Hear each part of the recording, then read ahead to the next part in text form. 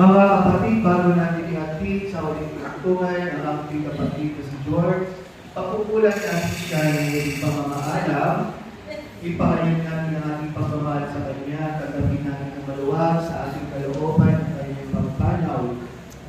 Umasa tayo makikita muli sa piling ni Jesus. Doon ay walang dusa, kalungkutan, kamakayan, kundi ang pamamayani ay lubos na ligaya sa buhay na walang hanggan. Ang ating pong tutugon sa bawat panalangin, ang bibig natin pumanaw sa piling ng buong mga ulitin natin. Mga anghel, mga banal sa kalangitan, halina at samahan.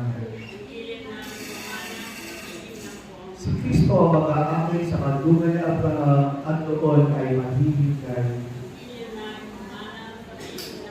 Sa ilaw na walang hanggan, kapayapaan kailanman ang pagmimiti ni George, ang gilid namin pumanaw sa piling ng buong ang manangin, mapagmahal niya, habilin namin sa iyo, ang kapatid namin si George na pumanaw sa buhay nito. Huwag mo siya pababayaan, pabalikin mo siyang buhay sa iyong piling, alang-alang ng iyong awa at pag-ibig.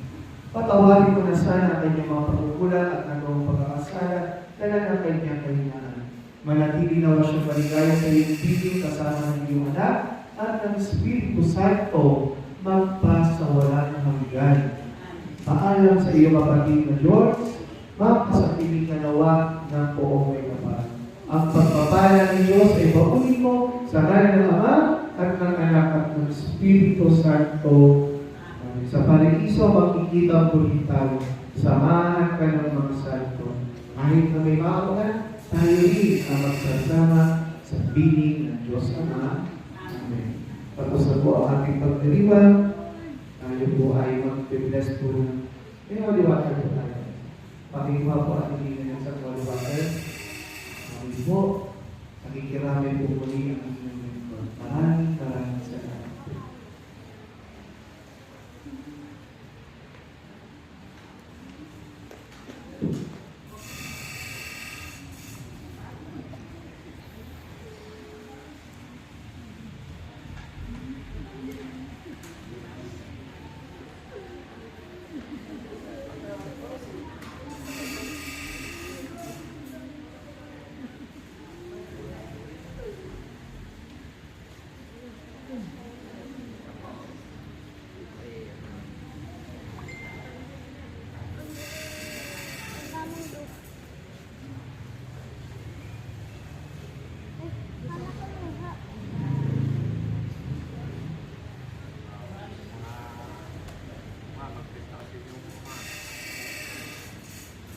Gawa na ng nagdroma.